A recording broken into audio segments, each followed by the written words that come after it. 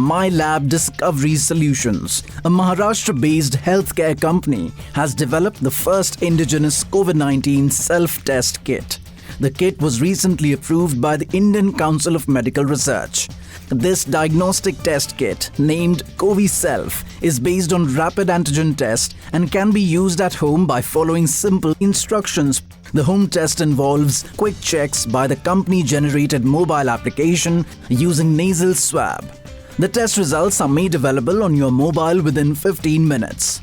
The test costs just 250 rupees.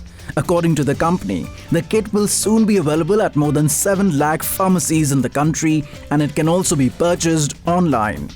According to ICMR, there is no need to undergo an RT-PCR test if the result on this kit turns out to be positive. However, it would be unwise to use this kit indiscriminately. When necessary, the test should be performed according to the instructions provided with the kit.